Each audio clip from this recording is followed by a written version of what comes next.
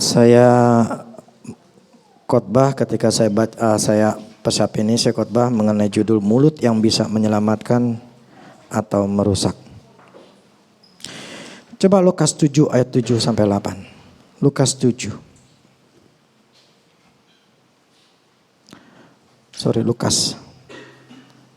Lukas 7 ayat 1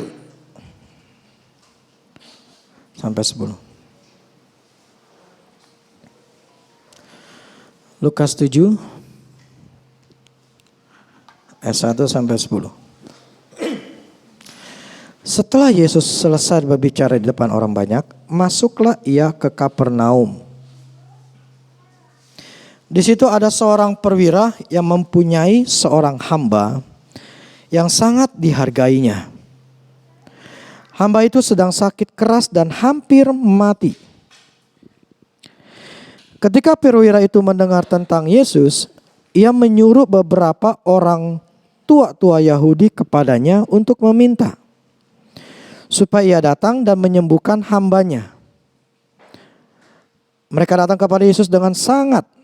Mereka meminta pertolongan, katanya, "Ia layak engkau tolong, sebab ia mengasihi bangsa kita dan dialah yang menanggung pembangunan rumah ibadat kami." Lalu Yesus pergi bersama-sama dengan mereka. Ketika ia tidak jauh lagi dari rumah perwira itu, perwira itu menyuruh sahabat-sahabatnya untuk mengatakan kepadanya, "Tuhan, janganlah bersusah-susah, sebab aku tidak layak menerima Tuhan di dalam rumahku. Sebab itu aku juga menganggap diriku tidak layak untuk datang kepadamu. Tetapi katakanlah saja sepatah kata, maka hambaku itu akan sembuh. Sebab aku sendiri seorang bawahan dan di bawahku ada pula prajurit. Jika aku berkata kepada salah seorang prajurit itu, pergilah, maka ia pergi. Dan kepada seorang lagi datang, maka ia datang. Ataupun kepada hambaku, kerjakanlah ini, maka ia akan mengerjakannya."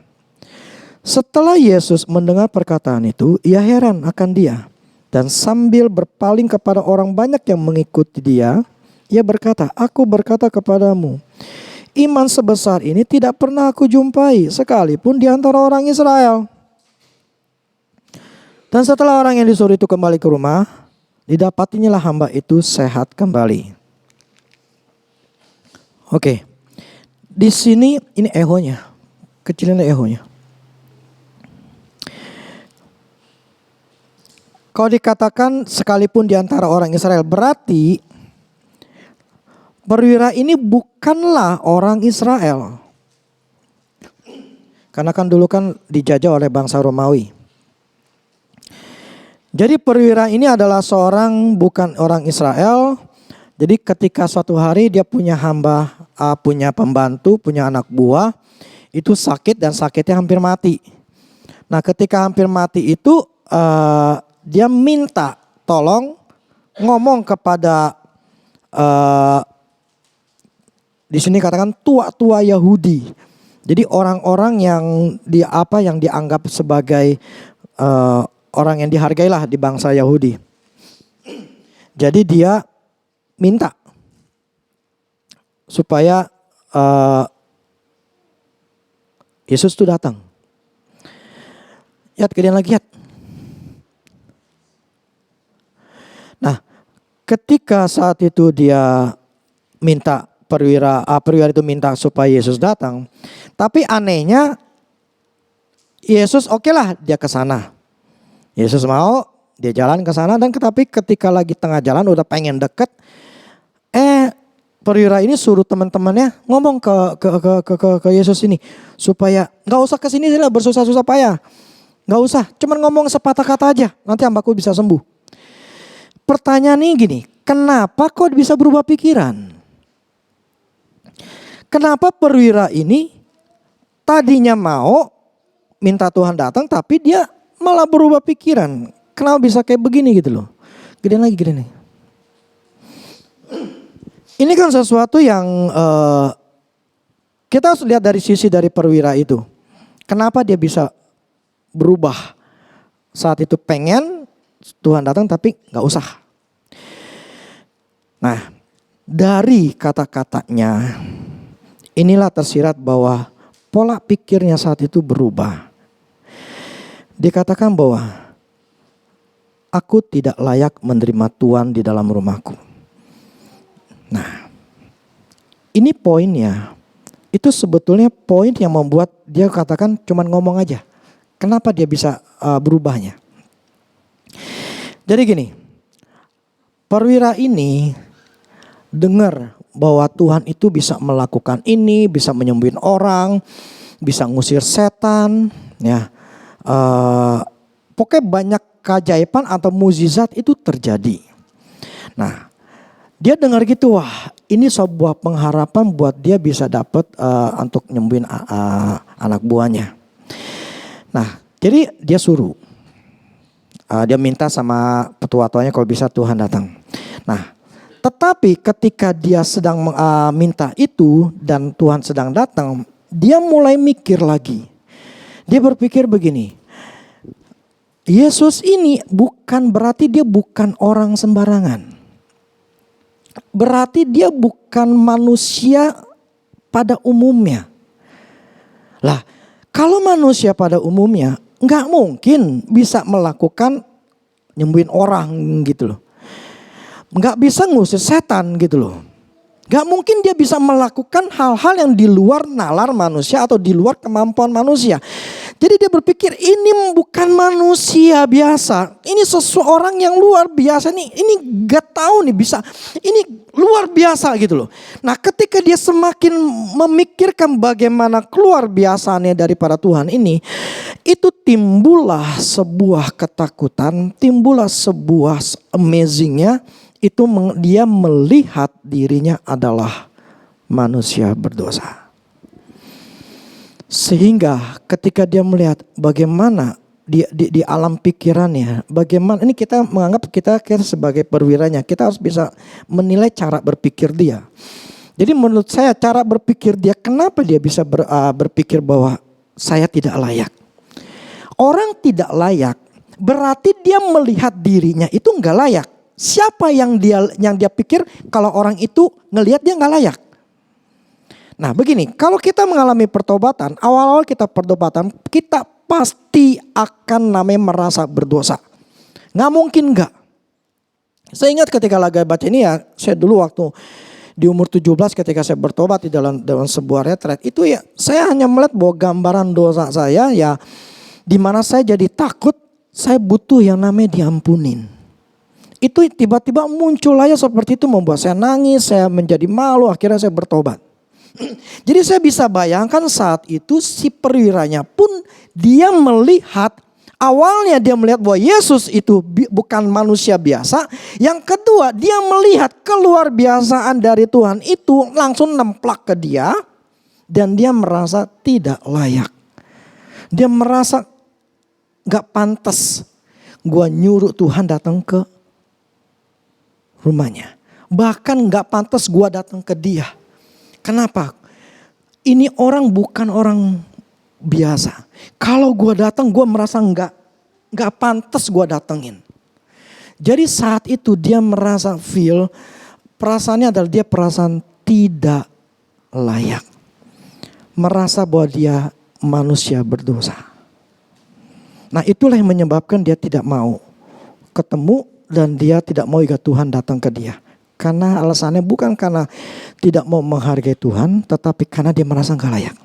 Jadi saat itu berpikir, wah gue gak pantas. Mungkin saat itu dia nangis, entah gimana, pokoknya dia merasa dia gak layak. Seolah ditemplak gitu loh. Nah akhirnya itu pikiran keduanya. Pertama dia lihat Yesus sebagai bukan manusia biasa. Kedua dia berpikir bahwa dia gak layak. Yang ketiga bagaimana caranya bagaimana anak buahnya itu tidak bisa tetap sembuh, tetapi Tuhan itu gak perlu datang. Nah pola pikir yang ketiganya, saat itu dia berpikir begini. Yesus itu pada waktu dia dengar, dia melakukan mukjizat, dia nyembuhin orang, dia ngusir setan segala macam. Itu dengan cara apa? Dengan ramuan, pohon lah, daun lah, atau apa? Yang dia dengar cuma apa? Mulut doang. Cuma perkataan. Jadi itu tahap ketiganya adalah dia melihat apa yang dilakukan oleh Tuhan itu dengan cara ngomong, berkata-kata. Nah, kemudian dia melihat keadaan dirinya sendiri. Karena dia seorang perwira. Ketika dia melihat bahwa Tuhan itu kerjanya cuma ngomong, berarti di mulutnya Tuhan itu punya kuasa. Jadi kerjaannya tuh cuma ngomong, setan pergi, orang itu sembuh. Jadi dia melihat bahwa inilah caranya yang membuat hambaku ini bisa sembuh. Ada kuasa di mulut dari Tuhan itu dia cuman hanya ngomong aja, pasti terjadi. Kenapa? Saya ini perwira, saya ini punya pangkat. Saya memang ada di bawah, ada di bawah, di atas saya ada punya, dan saya punya ada di bawahnya. Dia menginginkan yang di bawahnya. Ketika saya katakan orang itu pergi, orang itu pergi. Ketika saya katakan orang itu datang, orang itu datang. Artinya apa? Gue cuma ngomong, ya mesti terjadi, mesti dilakuin. Gak bisa enggak. Namanya prajurit kalau disuruh, dia harus ngelakuin. Jadi yang tahap ketiganya, pola pikir dia mempunyai pikiran, Yesus ini punya kuasa cuman ngomong doang. Artinya apa? Gue gak perlu minta dia datang karena gue gak pantas. Gue minta cuman dia ngomong aja. Karena gue tahu dia di mulutnya ada kuasa. Selesai, pasti sembuh. Nah, akhirnya dia ngomong ke Tuhan. Apa dia suruh teman-temannya. Tuhan dengar itu amazing gitu. Wow, luar biasa. Kenapa? Karena dia ngerti. Karena dia punya, di sini kan imannya besar. Ini bukan berarti dia punya imannya segede gentong gitu loh. Terus kita hanya punya segede gelas doang. Bukan. Imannya, kita semua mempunyai iman yang sama. Saya percaya itu semuanya. Cuman yang membuat iman kita menjadi besar, menjadi kuat, itu tergantung kita yang membuatnya. Pola pikir kita sama mulut kita. Nah, ini saya baru masuk. Jadi begini.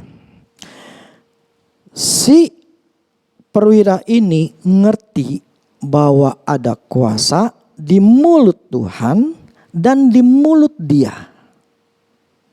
Kuasa inilah yang membuat Tuhan menjadi kagum. Pengertian inilah yang membuat Tuhan kagum dan akhirnya apa yang dikatakan dengan pola pikirnya yang terakhir 3 itu, dia akhirnya bertindak dan sembuh. Saya melihat begini.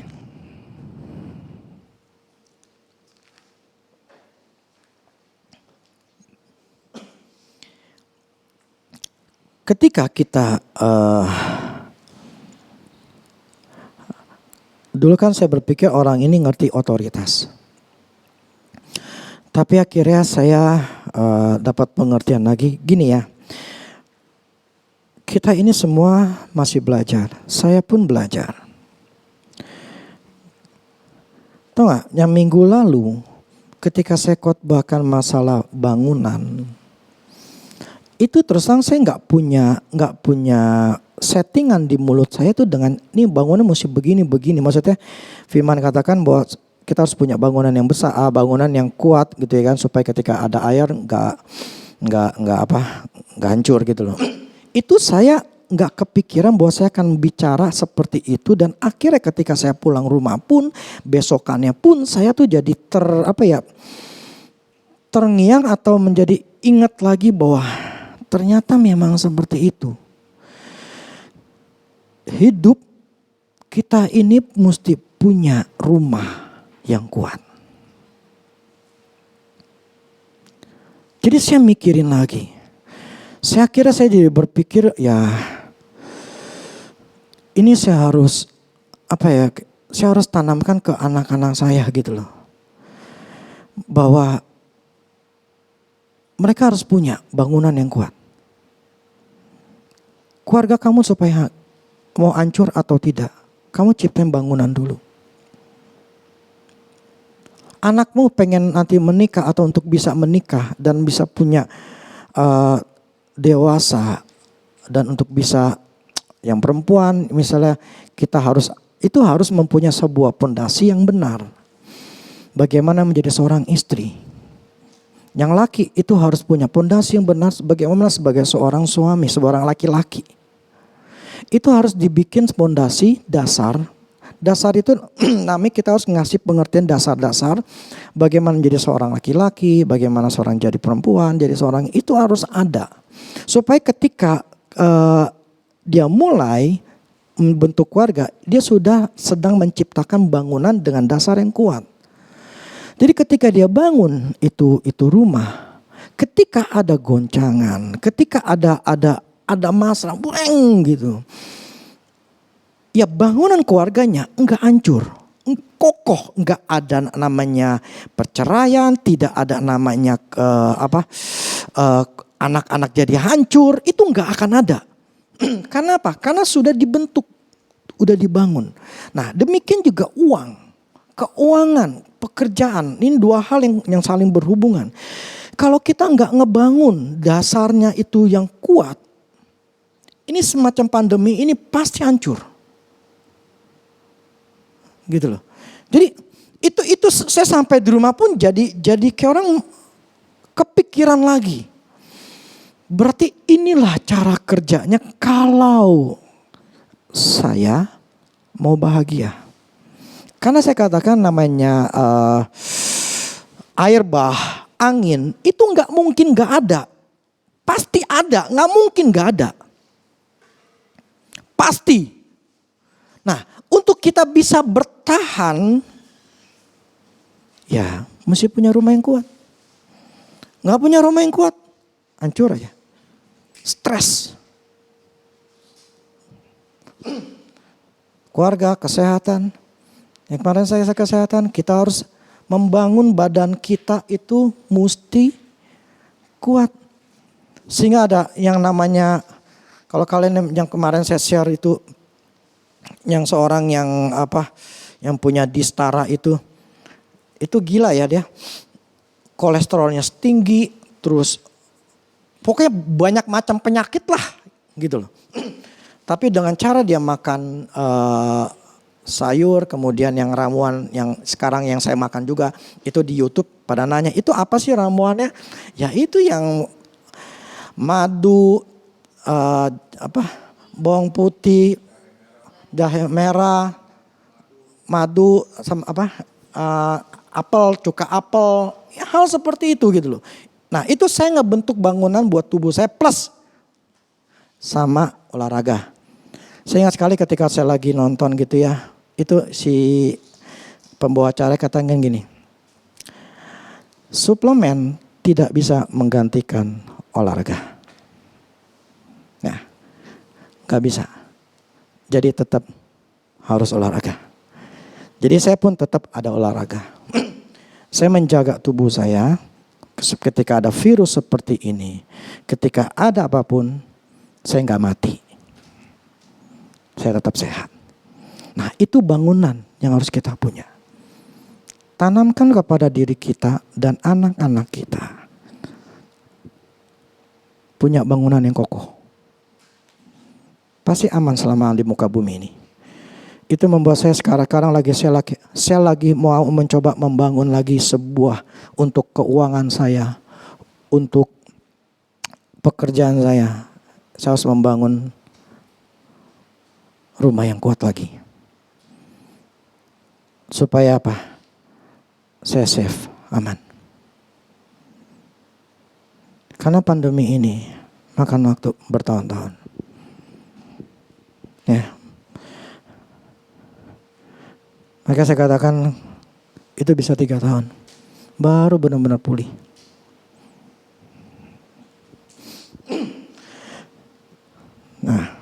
Oke, saya nyambung lagi begini. Itu yang saya dapat minggu lalu. Jadi saya khotbah itu ini buat diri saya sendiri. Karena memang sangat tidak mudah. Nah, saya balik lagi, si perwira itu katakan dia bahwa dia ngomong sama temannya, gak usah datang. Akhirnya Tuhan gak perlu datang, dikarenakan hanya sepatah kata dan akhirnya memang hamba Tuhannya sembuh. Hambanya sembuh. Ya kan? Nah, ketika di sini Tuhan amazing sekali, dia bilang ini mempunyai orang ini imannya tidak aku jumpai dari antara orang Israel. Itu sesuatu yang luar biasa, di mana ya orang yang gak kenal Tuhan tapi bisa punya iman. Jadi yang namanya keberhasilan tidak tergantung Kristen atau bukan. Tak saya jelasin. Coba kita buka dulu. Yohanes 6 ayat 63.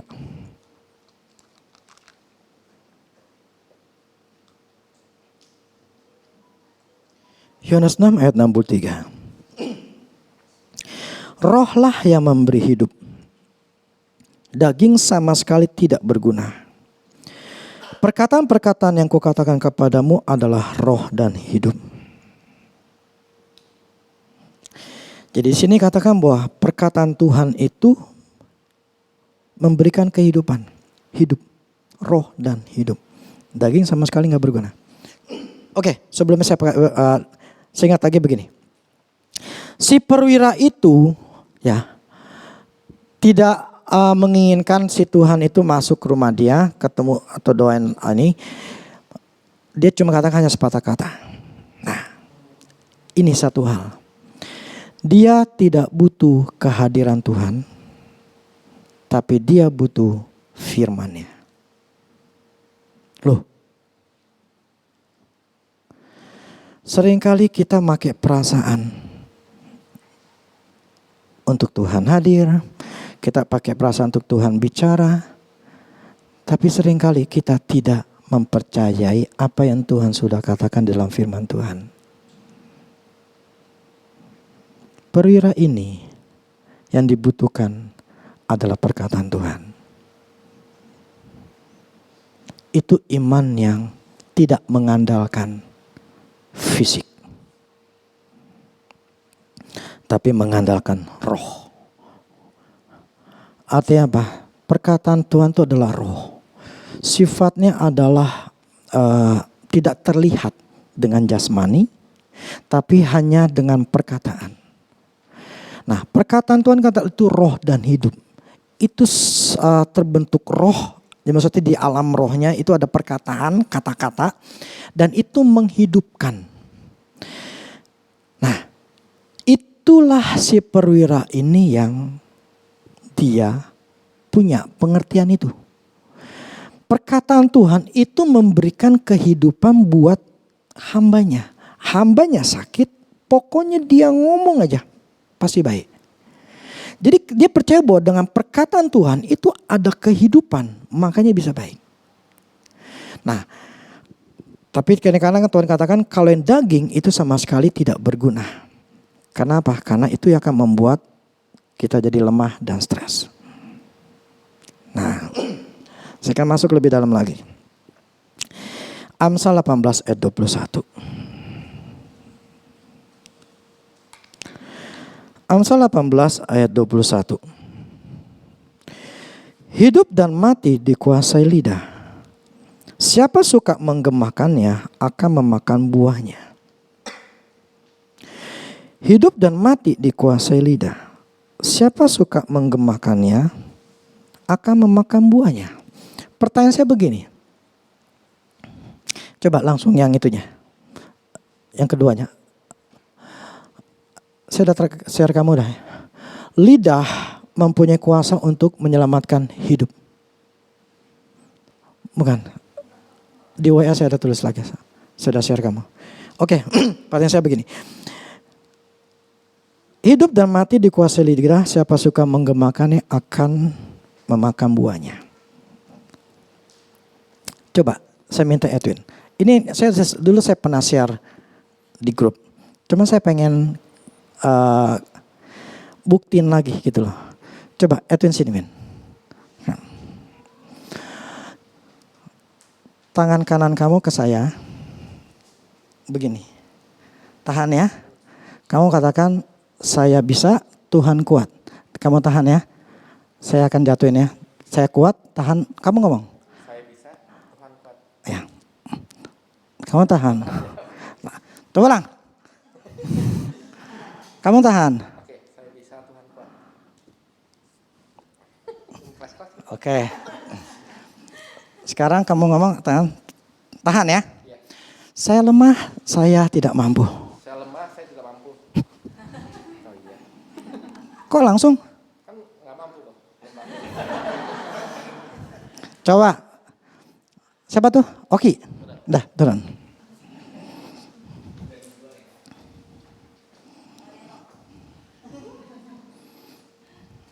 Enggak yang kelihatan kuat-kuat aja. Tahan ya. Saya kuat, Tuhan hebat. Saya kuat, Tuhan hebat. Oke. Saya tidak bisa. Saya tuh stres, saya bingung. Saya tidak bisa, saya stres. Tahan. Tahan. Tuh. Tadi tahan. Tapi kenapa jadi lemah? Nggak tahu, tiba-tiba lemas kan? Ya kan? Oke.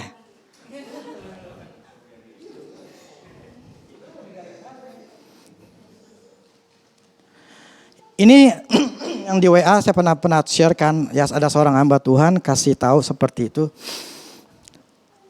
Jadi mulut kita itu langsung bereaksi dengan tubuh kita, sel-sel tubuh kita, hidup kita itu akan bereaksi langsung dengan apa yang kita omongin. Padahal tadi kata-katanya cuma sederhana, yang simple dan itu hitungan detik. Kalau kita ngomongin itu bukan hitungan detik, hitungan hari, hitungan jam, hitungan hari, hitungan minggu. Seperti apa itu?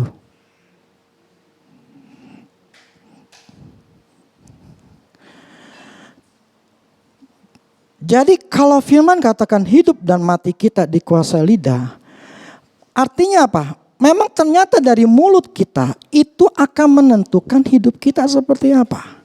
Tadi cara yang simple, yang sangat simple sekali, itu bukan rekayasa. Di awal memang saya katakan tahan, memang ditahan.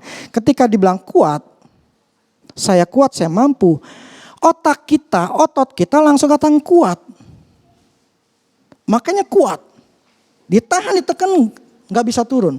Tapi ketika dikatakan saya lemah, saya stres, saya bingung. Walaupun ditahan, tetap aja langsung turun. Kenapa? Karena mulut kita mengatakan ke badan kita, saya lemah, saya stres, saya bingung. Langsung turun. Enggak ada kemampuan dari tubuh atau dari tangan ini untuk menahan. Enggak ada. Karena kita yang men-setting, saya lemah. Ya udah tangan jadi lemah. Kalau saya ngomong saya tua, ya tua lah.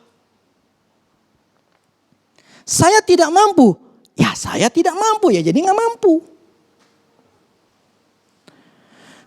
Jadi itulah yang mempengaruhi hidup kita. Hidup dan mati kita. Coba, sudah.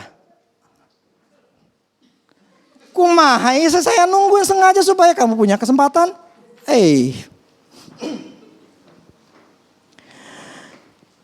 Enggak, maksudnya ada terjemahan dari bahasa Indonesia apa BIMK ya.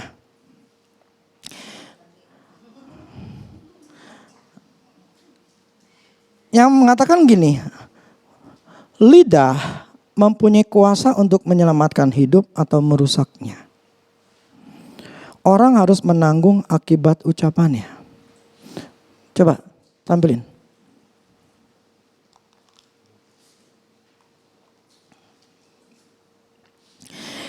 Lidah Tadi kan hidup dan mati dikuasai lidah.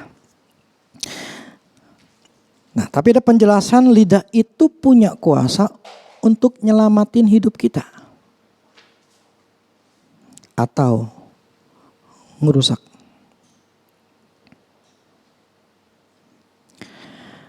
Kita yang harus nanggung.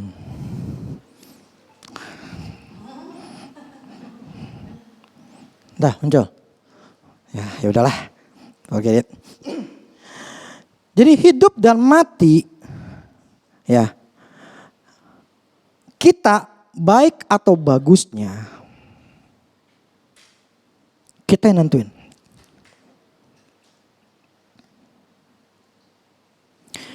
Suami kita bagus atau jelek, itu istri yang nentuin juga.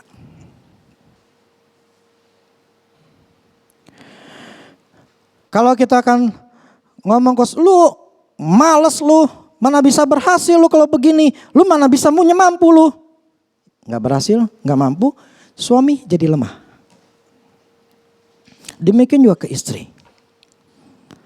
Jadi setiap perkataan itu bisa memberikan kekuatan atau justru menjadi melemahkan. Kita ialah yang menciptakan hidup kita. Makanya kemarin waktu saya ngomong misi saya. Biasalah nonton drakor, nonton ini ngeliat itu. Gue pengen kesini. Yang tadi tuh ngomong. Gue pengen ini. Saya gak dengar gitu.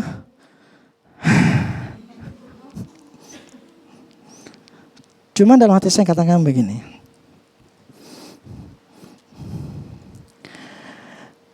Ini orang punya iman banget ya. Maksudnya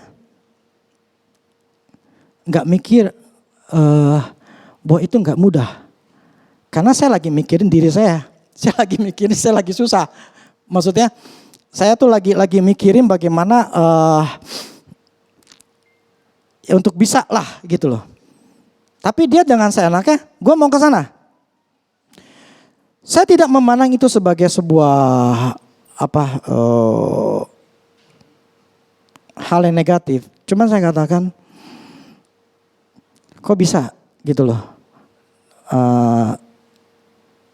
Nggak ngelihat keadaan sekarang, tapi ngelihat keadaan pokoknya gue mau ke sana. Memang sih selama ini saya pergi tuh karena maunya dia doang. Tapi memang Tuhan sediain. Tuhan sediakan segala sesuatu yang kita ya bahkan kemauan dia gitu loh. Nah, yang saya katakan begini. Ketika istri ngomong seperti itu akan membuat suami jadi lemah atau jadi kuat. Kalau saya nggak dengar seperti itu ya membuat saya jadi kuat. Karena apa? Bukan saya akan mencoba dengan kekuatan saya sendiri untuk bisa menggolkan keinginan dia. Cuman saya katakan bahwa ya selama ini sih ya bisa. Selama ini dia dapat. Artinya apa? Dia hanya berpikir bahwa itu mungkin. Tetapi kalau dia ngomong ke sayanya, ngomel-ngomel. Gue maunya begini, kalau ini segala macam. Itu kan buat saya jadi tertekan. Udah susah, ditekan lagi. Waduh. Itu suami bukan makin kuat, tapi makin lemah. Itulah makanya saya katakan, itu mesti membangun pondasi seperti itu. Kalau seorang wanita nggak ngerti pondasinya, bagaimana dia fungsi sebagai seorang wanita? Dia akan menjadi bukan menjadi penolong bagi suaminya, tapi justru yang mencegal untuk suaminya untuk melangkah. Demikian yang tadi sebadan kita yang tadi ke anak, ke apapun juga yang saat ini kita sedang hadapi. Saya akui ini nggak mudah, sangat tidak mudah. Nah, oke, saya share yang kemarin. sore yang minggu pertama kali kita kebaktian. Oh itu kan ada pengurapan. Saya ada di belakang, istri saya suruh panggil saya ke depan. Saat itu turunkan urapan. Nah, yang saya katakan, kemudian saya langsung ini dah. Dia kasih tahu sama saya apa yang terjadi di alam rohnya. Pada waktu itu di alam roh itu terlihat ada sosok laki-laki. Kemudian di depan itu ada seperti lautan. Kemudian laki ini mengangkat tongkatnya ya. Kemudian sama seperti itu ya. Di ini ya. Itu laut itu terbelah. Jadi saya pikir bahwa itu siapa? Musa. Nah. Jadi saat itu Musa di seolah memimpin kita di depan. Misi saya. Itu seolah kita maju karena ini udah kebelah nih. Ini kita mesti maju. Nah, waktu kita maju, istri saya sempat nengok hanya hitungan detik, dia langsung ada di antara kita yang tidak ngikutin saya. Bengong. Tapi sebagian besar ya, ngikut ya. Ya pokoknya ada yang ngikutin saya. Nah, tapi gini ya, pokoknya itu kelihatan gini. Yang ngikutin saya itu adalah orang yang terima urapan pada saat itu. Karena fokus sama Tuhan. Jadi terima urapan. Nah akhirnya itu jalan sama-sama. Nah ketika jalan sama-sama. Itu bukan hal yang mudah kita jalan. Bukan jalan lenggang kangkung. Lihat kiri kanan. Enggak. Istri saya katakan itu angin kuat banget. Kita harus ngelawan angin. Kita bersusah payah untuk jalan.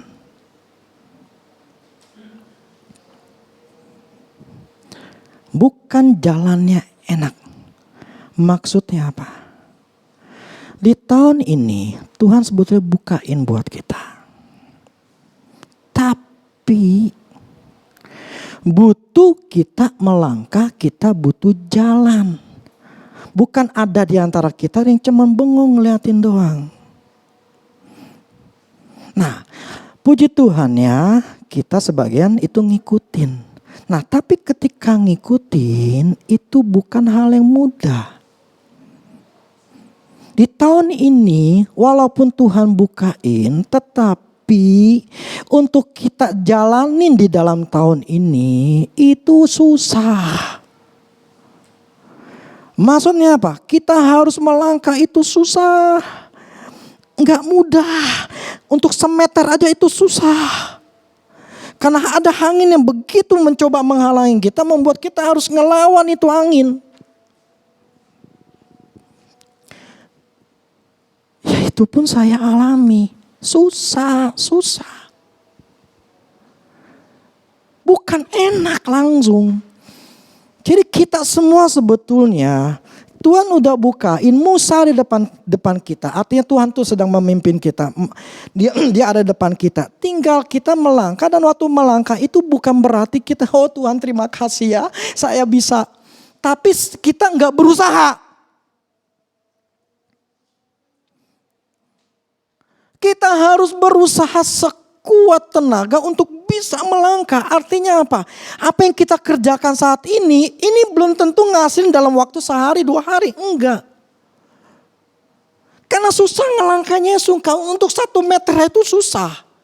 Artinya apa? Untuk kita membuat dagangan kita, usaha kita, kerjaan kita itu menjadi bisa berhasil. Itu enggak mudah.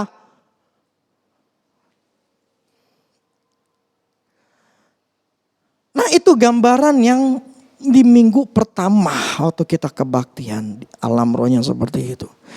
Saya sih berharap ngikut. Artinya apa? Kalian bukan bengong, cuman diam, menangis, meratapi. Kok gua susah, kok gua gak dibukain jalan sama Tuhan, kok gua begini. Tuhan saya harus ngutang, saya harus begini. Itu orang yang lagi diam. yang cuma hanya bisa kecewa. Tapi ada orang-orang yang kalian itu masih ngikutin saya. Yuk kita sama-sama, tahun ini memang susah, tapi kita bisa lewatin. Amin. Itu yang saat ini, ya saya bersyukur bahwa itu yang Tuhan perlihatkan di alam rohnya. Untuk kita bisa begini loh. Contoh kemarin, ada seorang telepon saya, cuman miss call, akhirnya saya coba telepon lagi. Nyata nggak diangkat, dia telepon balik saya. Saya tanya, siapa Pak? Saya Pak A gitu ya. Saya pendeta A. Ya kenapa Pak? Bantu doa saya dong Pak. Kenapa maksudnya? Ya saya sudah 1,5 tahun gak kerja. Sekarang saya tinggal di gereja. Oh Bapak tahu saya dari mana? Saya nggak gitu jelas, saya ngomong itu nggak jelas persekutuan ini, saya nggak ngerti dah. Nah, bantu saya untuk doain saya. Saya ini 1,5 tahun nggak kerja. Gini, tipe saya bukan meninak bobokan. Saya tahu alam nyata dan alam roh. Maksud saya cara kerja di alam nyata, cara kerja di alam roh. Jadi saya ngomong apa adanya. Saya katakan gini, Pak. Ya dibilang soalnya banyak hamba Tuhan, ya hamba ini katakan bahwa ini tahun ini adalah tahun berkat. Kok saya nggak ngalamin ya Pak? Saya katakan gini, Pak, jangan bergantung dengan hal kayak gitu. Itu slogan. Yang Bapak butuhkan tuh bukan doa. Tuh, mungkin ada yang katakan doa tuh merubah segalanya. Doa plus apa? Tindakan. Ora et labora. Saya katakan gini, Pak, Bapak harus ngelakuin sesuatu. Apa yang Bapak bisa lakukan? Lakukan sekarang. Jangan bergantung sama orang, ngarepin nama orang. Enggak, Pak, saya nggak ngarepin. Bukan masalah ngarepin nama orang. Yang saya maksud gini, Bapak harus melakukan sebuah tindakan, berpikir bagaimana caranya. Bukan berdoa. Ya buktinya saya katakan 1,5 tahun gak ada kerja, gak ngapa-ngapain, mau ngapain. Lebih baik Bapak melakukan sesuatu, kerjakan sesuatu, bertindaklah dengan iman gitu loh. Bukan berdoa dan berdoa mengharapkan slogan itu berkat, tahun ini adalah tahun berkat. Gak bisa seperti itu. Bapak harus bertindak, lakukan sesuatu, bukan cuma hanya doa. Bapak gak butuh doa, butuh tindakan. Ya saya ngomong itu apa adanya, biar suka gak suka terserah. Tapi memang seperti itu. Jadi kalau kita gak bisa, yang tadi saya katakan, itu perjalanan kita, itu Tuhan bukain air itu melambangkan sebuah halangan yang besar, karena itu lautan dibelah. Jadi waktu bangsa Israel itu istilahnya kepepet, mereka kan pada mengeluh sama si Musa gitu kan. Karena si tentara Firaun udah mulai dekat nih, pengen bunuh dia. Mereka jadi dalam keadaan ketakutan gitu loh. Jadi kita sebetulnya dalam keadaan kepepet. Karena yang namanya pandemi ini mempengaruhi kita semua gitu loh. Atau kita tuh punya pengaruhnya gitu loh. Nah ini kita nih dalam keadaan terpepet, dalam keadaan terdesak. Ini bisa-bisa gue gak punya duit, gue bisa susah gitu kan. Tapi di situ Tuhan kasihkan ini dibukakan. Itu yang namanya penghalang besar itu, laut itu terbuka, dibelah. Kita lagi jalan. Tapi jalannya susah. Tapi prinsipnya udah dibukain. Nangkep gak? Artinya apa? Orang yang tadi yang diam kena. Habis kelindes, bus. Mati kecewa sama Tuhan. Tetapi kalau kita semuanya melangkah, kita akan bisa sampai ke seberang. Kata tanah Kanaan. Ya lah, kan nyebrangnya tanah Kanaan. Jadi tahun ini kalau kita bertahan masuk ke tanah Kanaan. Yang nggak bertahan, ya udah nangis dan kecewa sama Tuhan. Ingat, cara kerja Tuhan itu bukan menurut otak kita. Ya, cara kerja Tuhan itu bukan menurut otak kita.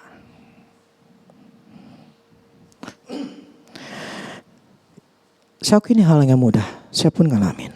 Sangat-sangat tidak mudah. Saya balik lagi, lidah itu punya kuasa untuk nyelamatin hidup atau ngerusak. Nah, pertanyaan gini, kenapa di Amsal 18 ayat 21 ini Tuhan bikin prinsip ini, hukum ini? Hidup mati lu dikuasai lidah. Hidup mati lu, ya, lu bisa aman, lu bisa rusak, cuma lidah lu yang ngomong. Kenapa powernya, kuasanya dikasih di situ? Saya bertanya sama Tuhan, kenapa hidup mati? Jadi maksudnya hukumnya itu hidup mati. Hidup matinya saya tuh gara-gara mulut saya. Kenapa kau bikin hukum kayak gitu? Titik gitu loh. Hukum ini bukan untuk orang Kristen. Untuk manusia. Makhluk hidup jenis manusia. Saya tanya sama Tuhan, kenapa? Tuhan jelasin begini. Ketika Tuhan ciptakan yang namanya alam semesta dengan apa? Dengan apa? Dengan perkataan. Dengan mulutnya. Ya kan? Jadilah terang, jadilah gelap, bla bla segala macam. Ya. Jadi Tuhan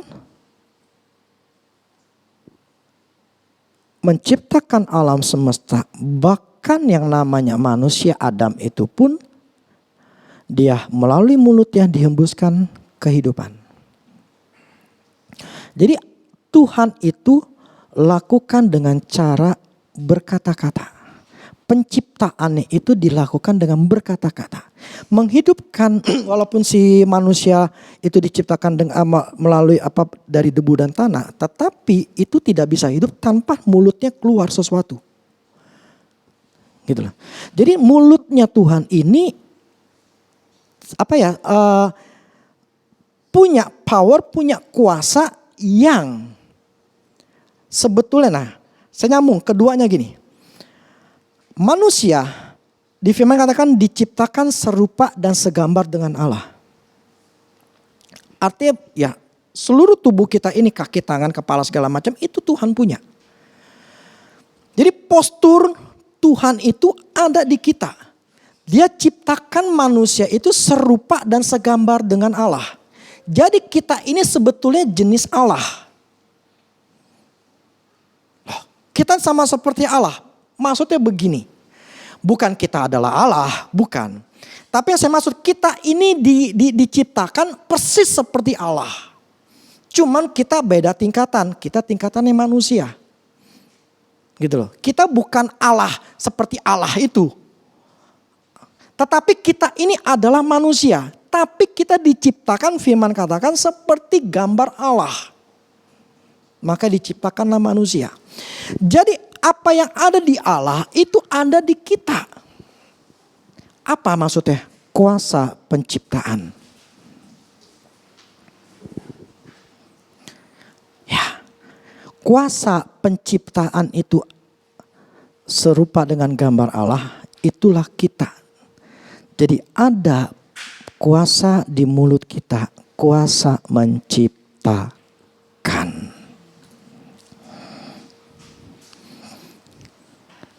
Ini bukan sesat ya. Karena firman katakan lidah punya kuasa untuk nyelamatin atau ngerusak. Orang harus nanggung akibat ucapannya. Jadi artinya kita yang ciptain hidup bagus, rusak, jelek gara-gara mulut kita. Kita yang ciptain itu semua.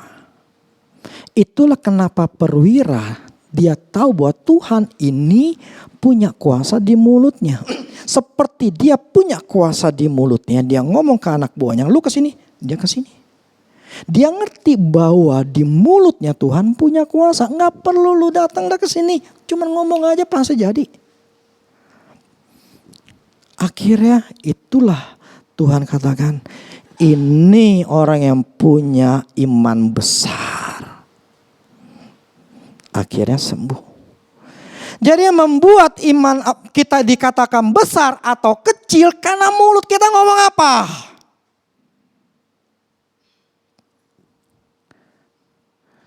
Karena kitalah yang menciptakannya. Jadi kenapa Tuhan kasih power itu? Karena dari awalnya penciptaannya Tuhan udah kasih. Karena kita diciptakan serupa dan segambar dengan Allah. Persis sama seperti Allah, cuma beda tingkatannya. Dia adalah Allah, kita adalah manusia.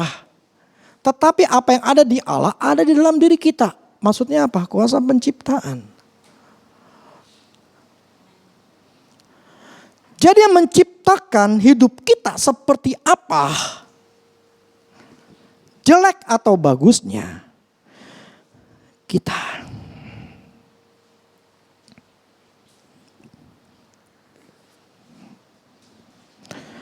Dan ini yang sangat sulit buat kita.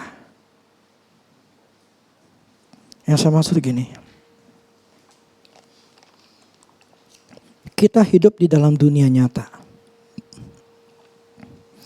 Kita hidup butuh uang. Kita hidup sekarang dalam masa-masa yang sulit. Ada yang uang, ada yang keluarga, ada yang kesehatan.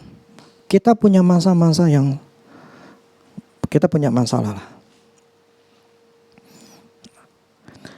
Kalau kita hidup di dalam dunia nyata, otak kita, mata kita itu akan selalu berfokus kepada kebutuhan kita.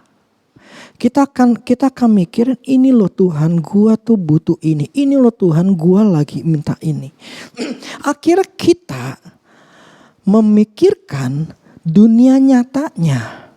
Karena memang nggak bisa disangkal, memang kita butuh, nggak disangka memang kita susah, nggak bisa disangka memang kita nggak ada pemasukan, nggak disangka memang kita sakit, nggak bisa disangkal semuanya. Karena itu fakta.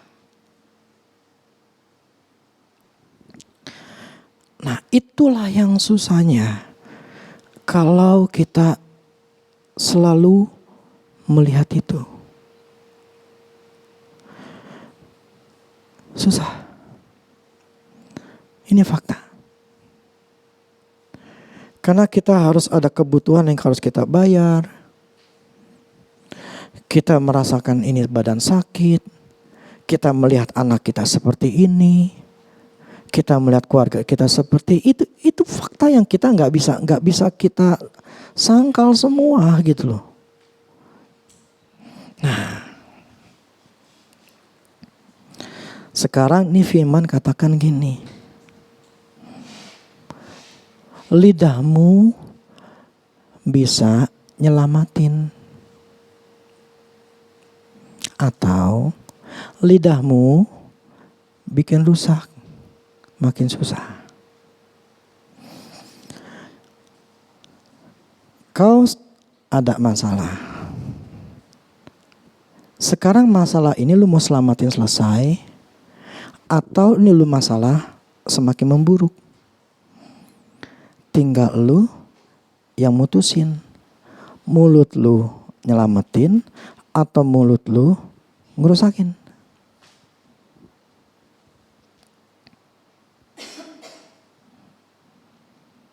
Jadi Tuhan itu sudah memberikan keputusan untuk masa depan kita. Tuhan sudah membuat tanggung jawab itu di kita.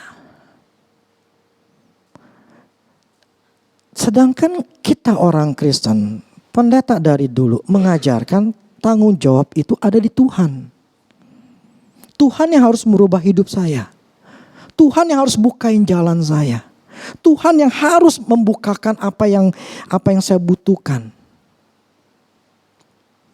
Jadi kita melemparkan tanggung jawab itu, tetapi ternyata firman ini mengajarkan bahwa yang bisa nyelamatin lidah kita.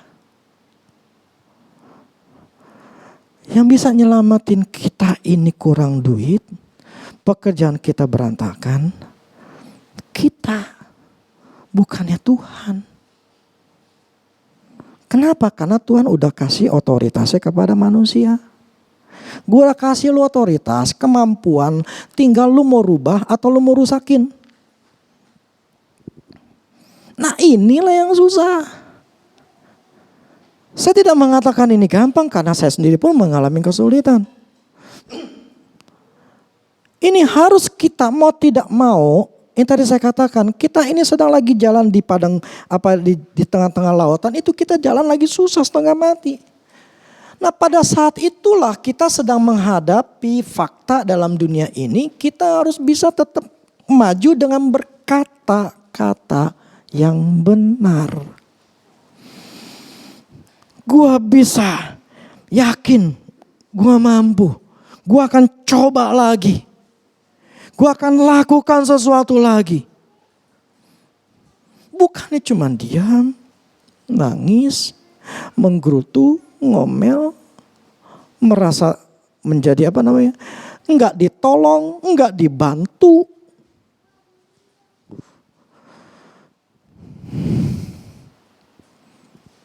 Akhirnya enggak nyampe.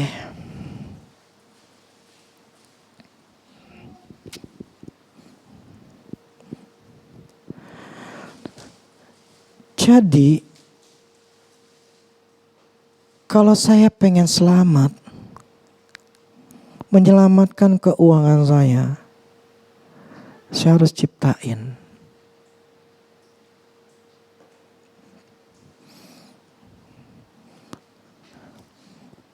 Karena Tuhan sudah kasih saya. Sekarang bagian lo. Lo yang ngelakuin, lo yang ciptain.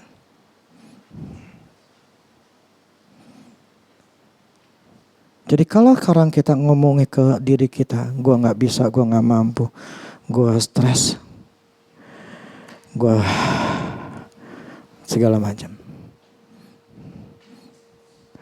Itu akan melemahkan diri kita, karena itu daging. Kita jadi lemah. Nah itu kita harus melawan fakta, kita harus melawan keadaan yang ada. Itu memang gak mudah. Karena kita harus memaksa mulut kita itu ngomong benar. Padahal enggak benar.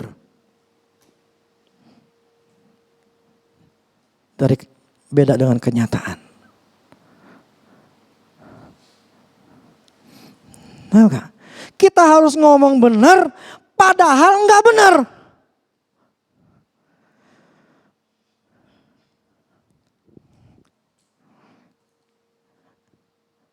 Itu yang harus kita lakukan. Itulah yang makanya Tuhan katakan kau punya iman yang besar kepada perwira itu. Karena imannya gak bergantung pada kehadiran dia, tapi bergantung kepada firman, perkataan. Jadi yang membuat kita bisa berhasil atau tidak berhasil, kita bisa selamat, anak kita bisa selamat. Ya, orang tua kita bisa selamat. Karena mulut kita yang ciptain. Kau ingin menciptakan suamimu berhasil? Atau kau ingin menciptakan suamimu gagal? Tentukan.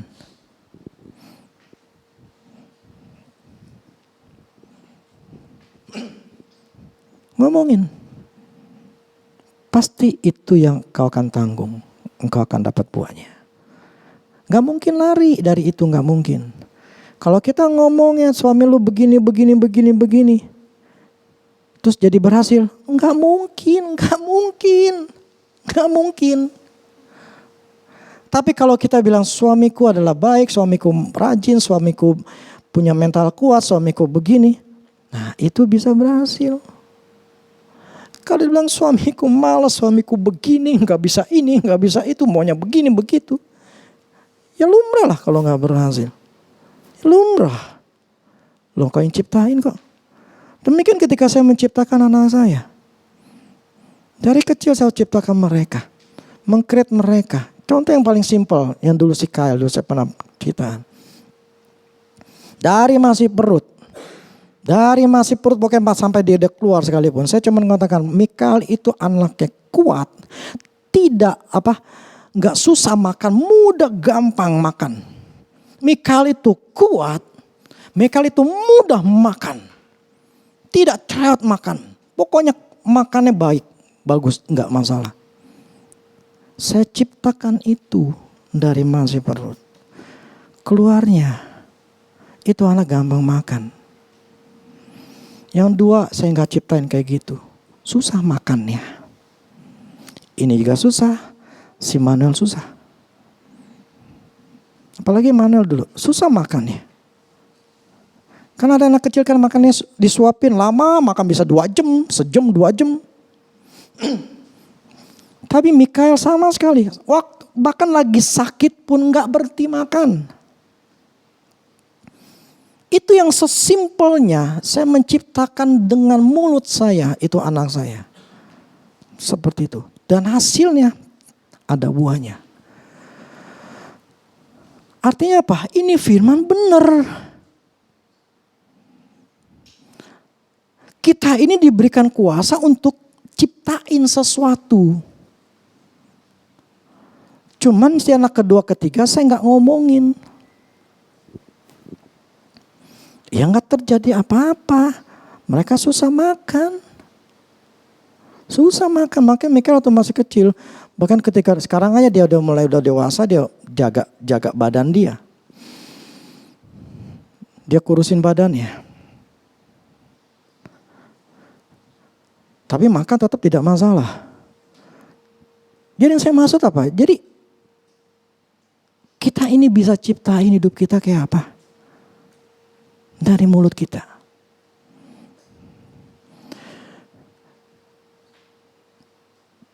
Jadi yang negatif kita harus stop. Negatif terhadap mengiyakan yang negatif dalam hidup kita sekarang. Yang lagi susah. Jangan mengiyakan.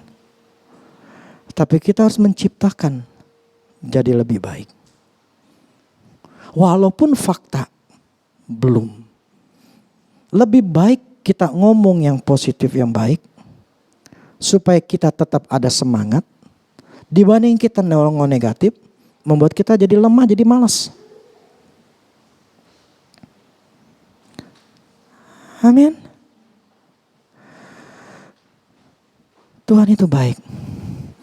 Maksud saya gini, inilah pengertian-pengertian yang kita harus ngerti. Jadi kalau kita tahu cara kerjanya Tuhan, cara kerja alam, dunia nyata seperti apa, kita akan jadi enggak menjadi orang Kristen tuh yang iman buta. Ya istilahnya apa ya? Ya lebih baik terlambat daripada tidak mengetahui apa-apa. Seandainya saya lebih tahu dari tahun yang dulu di umur 20-an. Mungkin saya tidak seperti ini. Karena fighting spirit saya akan lebih kuat dibandingin. Karena umur ada pengaruh. Fighting spirit akan lebih kuat ketika masih muda. Makanya menciptakan itu dengan memberikan pengertian kepada anak. Itu namanya kita lagi ciptain. Jadi kadang-kala saya kasih kasih apa ya? Karena ada Marvel, paling saya ngomong sama Marvel. Kemarin si Kyle telepon, saya ngomong sama si Kyle. Jadi saya mencoba menciptakan dalam diri mereka dengan pengertian-pengertian. Karena memang model kita ini jenis manusia. Tuhan sudah tentuin, lu yang nentuin hidup lu. Nasib lu yang tentuin. Lu mau apa, lu yang tentuin.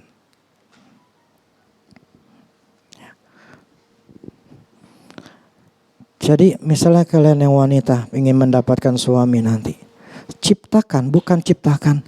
Gue pengen yang kaya, gue pengen yang ganteng. Bukan. Ciptakan. Saya ingin adalah itu laki-laki yang sayang sama saya. Punya fighting spirit yang kuat. Yang mengasihi saya, yang bertanggung jawab. Itu yang mesti diomongin. Menciptakan seperti itu, bukan yang kaya lah, yang percuma.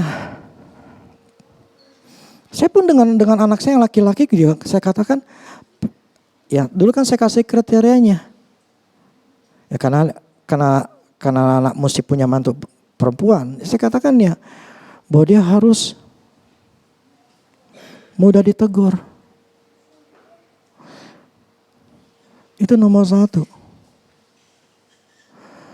Nah, seperti itu. Jadi kita menciptakan hidup kita, kerjaan kita, anak kita, suami kita, istri kita, semuanya diciptakan dengan mulut. Amin.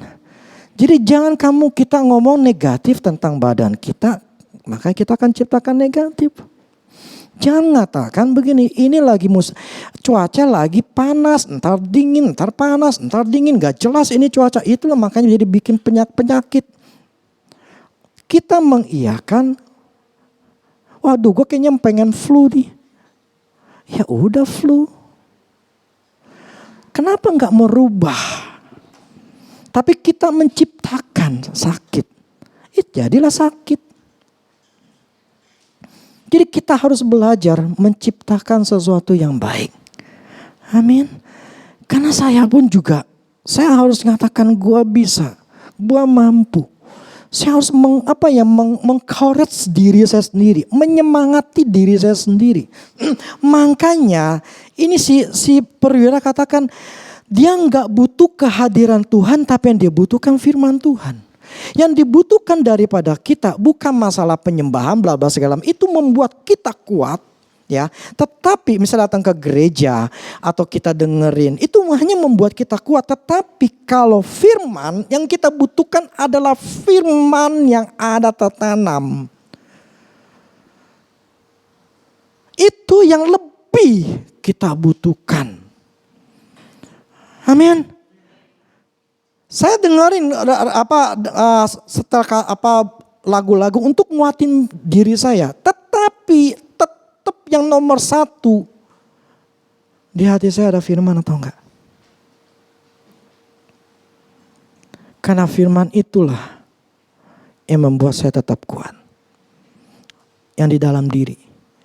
Kalau lagu kan dari luar. Nangkap ya? Dengar lagu dari luar. Tetapi yang ada di dalam, ini yang, karena kita di dalam diri kita ya harus dalam diri kita kuatnya. Jadi yang dibutuhkan adalah firman yang ada di dalam diri kita. Bukan yang di luar. Artinya kita lah yang harus menyemangati diri kita sendiri. Amin. Kita harus memegang firman Tuhan itu erat-erat sampai berbuah. Saya berharap kita semua adalah orang-orang yang ikut waktu itu menyeberang laut Tebrau itu, laut merah itu sampai ke seberang. Saya harap kita semuanya itu ikut. Walaupun saya tahu ada orang-orang yang cuma bengong dan tidak mau ikut karena sudah kecewa dan bla bla segala macam, ya itu urusan masing-masing, hidup kita masing-masing. Gitu loh. Maka saya sangat bersyukur. Saya punya prinsip. Berkat saya dari Tuhan, bukan dari pelayanan. Sehingga saya tidak perlu menjadi penjilat.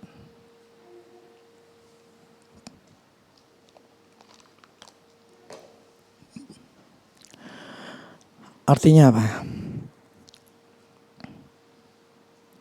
Saya akan bicara apa adanya.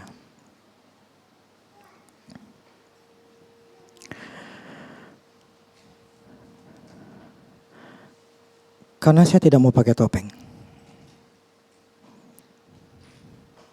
Itu aja. Oke, firman sampai di sini kita semua, termasuk saya sendiri pun, kita harus belajar untuk menjadi pelakunya. Amin.